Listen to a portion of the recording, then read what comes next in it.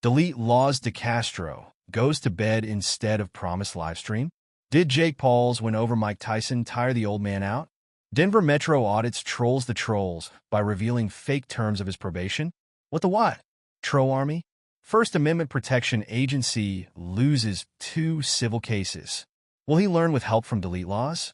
Audit Them goes on the attack against NCR News Network. Will NCR give in and become Audit Them slave? Angry vet to take break from live streaming to make Christmas present for foes. Who is getting boom booms in their stockings this year? Plus, a look at the GofundMe Market on this edition of Auditing Insanity.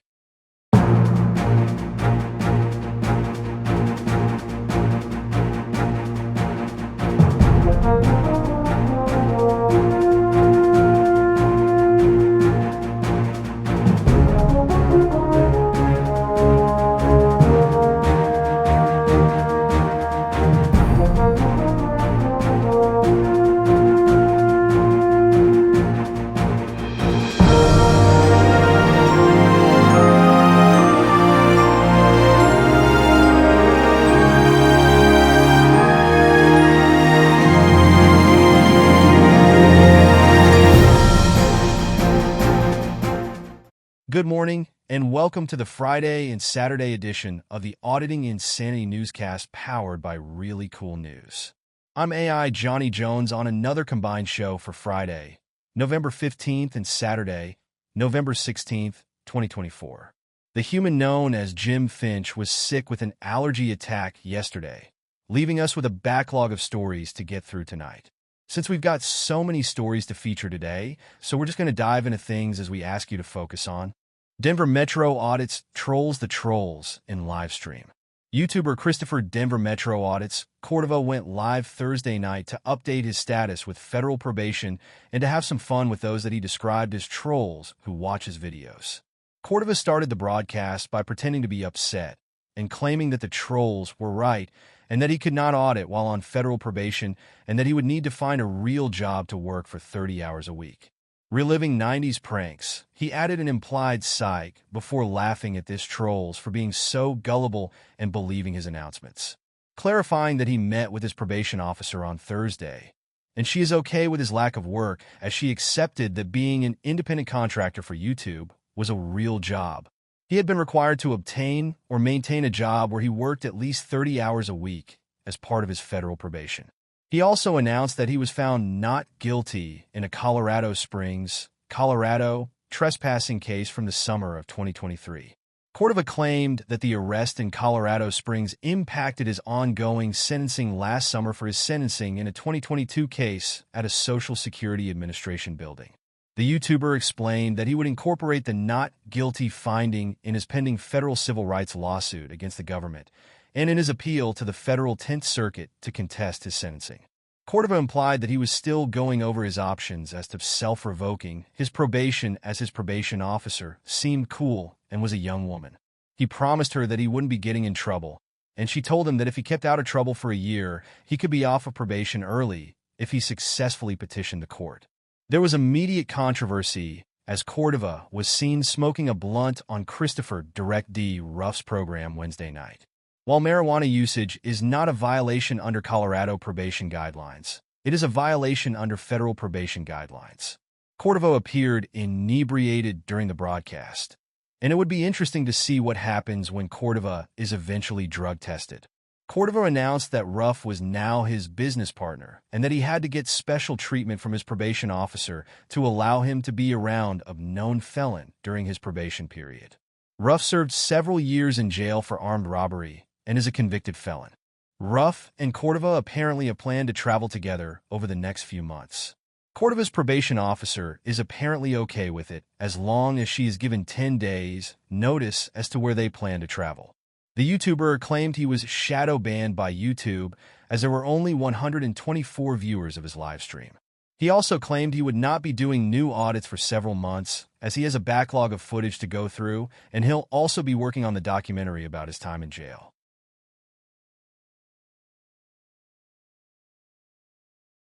GofundMe Market report November 15th and 16th, 2024. It was a rough couple of days for the market, as we say, all the funds that we follow put up goose eggs for Thursday, and saw just a $5 donation for the Angry Vets Booscars mission for Veterans and Citizens Fund on Friday. However, since it is mid-month, we have mid-month totals to share for the 8 campaigns that have been active for the month. Coming in last position is Long Island Audit's Unlawful Arrest and Constitutional Rights campaign with a $10 take for the mid-month. In 7th position is the Help Christopher Ruff, Direct D, Clear His Name Fund with a $20 take. In 6th position is Liberty Troll Support the Fight for Our Constitutional Rights Fund with a $23 take for the month. In a tie for 4th position comes Craig Hendries to support Craig's work campaign with a $50 take, along with Defend DMA and the Fight Against Corruption and Oath Breakers Fund, also with a $50 total for the mid-month. In 3rd position comes Long Island Audits Support Freedom Stand Against Tyranny Together Fund with a $60 take. In 2nd place comes Long Island Audits Support the Fight Against Tyranny and Corruption Fund with a $120 take. Finally, our own Ongoing Expenses Fund is in 1st place with a $215 take for the half month. We need your help. This newscast is funded by your donations along with what we make from our YouTube channel per month. While we did achieve full monetization on YouTube, we still need help to get through monthly expenses and keeping the lights on to bring you the paper and the newscast each day. If you can afford it, please consider donating to the GoFundMe run by this very channel. All donations literally go to keeping the lights on, eating, and writing news stories to feature here and on ReallyCoolSite.org. If you can't afford to contribute, please watch the advertisements on our videos and like, share, subscribe, and comment. You can help by doing next to nothing, and we thank you in advance for pitching in.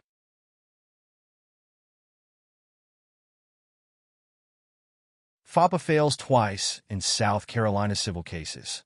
Bad news was shared by the YouTuber known as First Amendment Protection Agency, FOPA, on Thursday night as he announced that he had lost 2 civil cases he had filed against police departments in South Carolina. The first case was from a police department in Allendale, South Carolina, where he was arrested for causing a disturbance at a post office. In that case, the defense's motion for summary judgment was granted as it was found that the police had made a reasonable determination that he was at the post office to cause a disturbance. In the second case, out of New Ellington, South Carolina, he was suing for violations of his First, Fourth, and Fifth Amendment rights and emotional distress. The defendants were granted summary judgment without prejudice and the case was dismissed.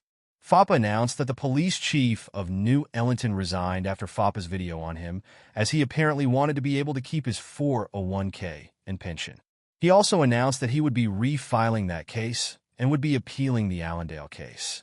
After FOPA announced that he was in touch with someone who wasn't a lawyer but was qualified to give legal advice, DeleteLawZ Jose Chili DeCastro appeared in the side chat of the live stream.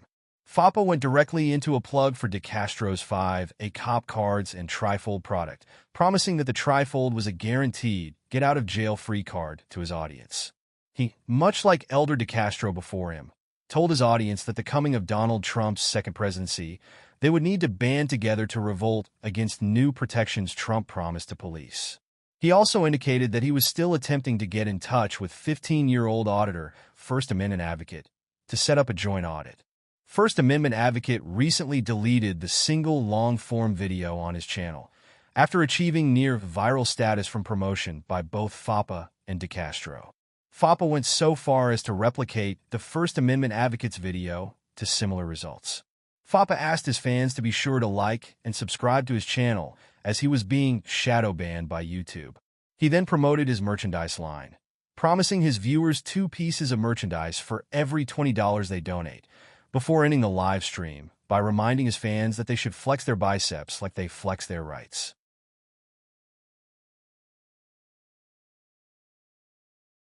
Exhausted DeleteLawZ chooses sleep over fans. Fans of DeleteLawZ Jose Chili DeCastro were disappointed late Friday night as he did not return to build his wall for his Constitutional Law Scholar board game in a promised late-night live stream. DeCastro had made the promise in his earlier live stream, telling his 181 YouTube viewers and 240 Twitter/X viewers that he would return after going to a friend's house to watch the Mike Tyson/Jake Paul boxing match for a late-night vertical stream. Despite previously stating that he hated the vertical format, DeCastro seems to be embracing the artificial boost YouTube brings to vertically formatted live streams as part of a desperate attempt at relevance on the service.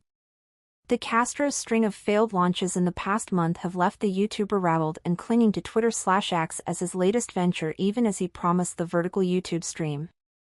The activist and self-described constitutional law scholar has failed in his attempt to move to Patreon, effectively shutting his paid Patreon service down after less than a month.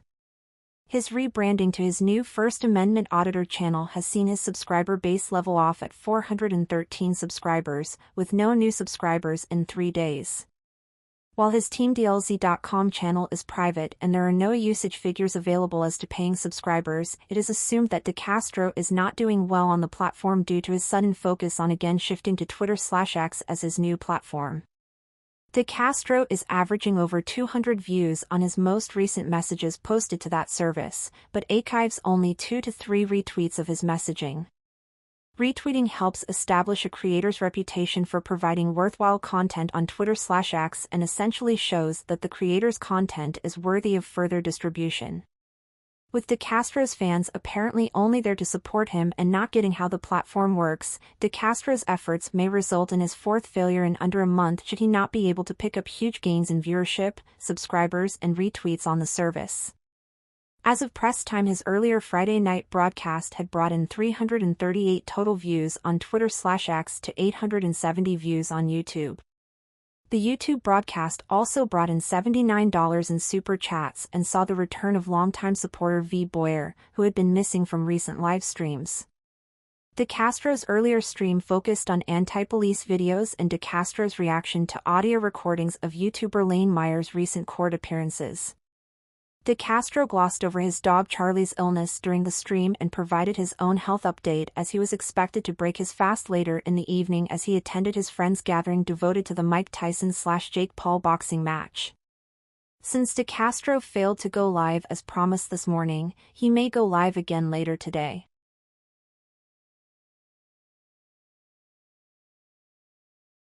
Audit Them launches attack on NCR News Network.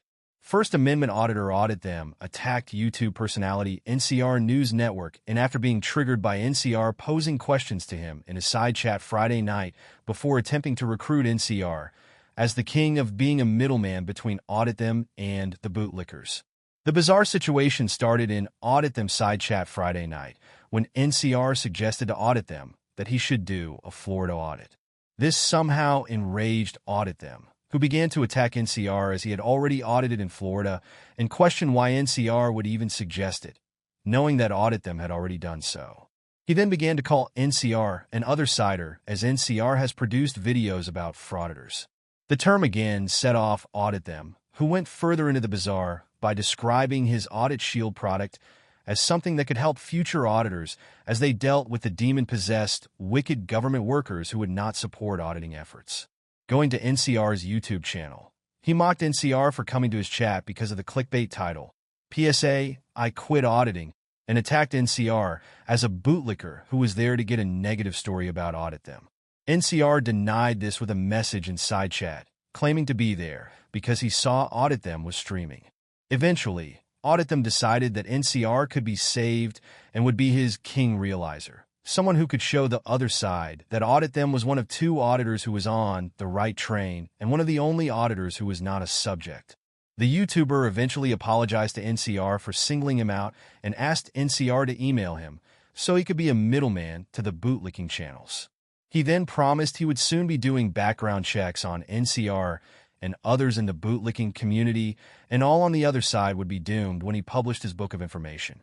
Audit Them's clickbait title referred to what he said was his 3-week-long break from auditing as he researched more information to put in his Audit Shield product. He promised that anyone who subscribed to the program would be the only ones who could be protected from being arrested while doing audits. The Audit Shield product is a $29 a month membership level on Audit Them's YouTube channel. It provides flow charts and diagrams in order to teach how to do an audit, and provides personal FOIA request forms to members based on the states that they intend to audit in. It also provides personalized training from Audit Them to members based on the Audit Shield teachings. Audit Them said that he would soon be upping his game and found a method to ensure that police will arrest government workers and officials on the spot should they refuse to comply with the laws that he cited while on an audit. Disclaimer: NCR News Network is a regular panelist on ReallyCoolNews YouTube live streams.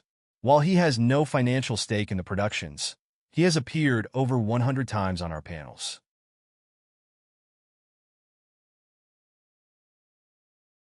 The Angry Vet announces hiatus from live streaming.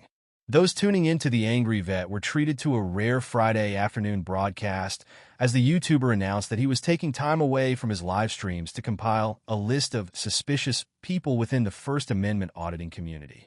The YouTuber again complained about the lack of community within the community and pointed out that there were members of the community working to actively destroy the work of rivals in the community.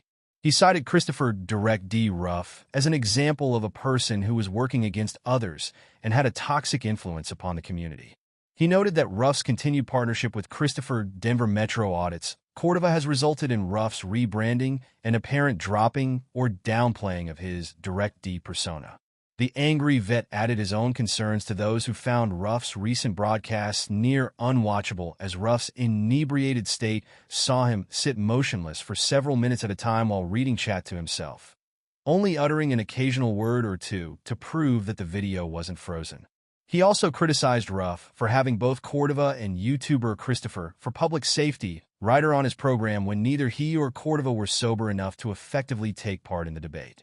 The Angry Vet also expressed concerns for Ruff's reading comprehension level and investigative skills, as Ruff often features documents on his live streams and in videos that clearly contradict what Ruff claims they present. Leveling criticism at Cordova, he warned Cordova that Ruff was only using him for his talent and that he was too stupid to see that he was being used as a pawn. He continued to criticize Cordova for being a lackey to Ruff, taking an arrest in Colorado, for example, for Ruff shining a high-powered flashlight at the police. Then he called Ruff a poor friend for not stepping up and taking responsibility for his own actions. Updating his own recent troubles with police, the Angry Vet said that he was healing from a police attack earlier in the month and that he had been experiencing headaches so bad that he was throwing up from the pain. He shared that his last CT scan showed that he did not have swelling or bleeding on the brain, but also shared that he would not seek treatment at his local area Veterans Administration health facility, as they would not let him film within the building. The Angry Vet ended his stream by promising he was working on a Christmas present for Ruff and others in the First Amendment auditing community and would not return to live streaming until he was ready to deliver it.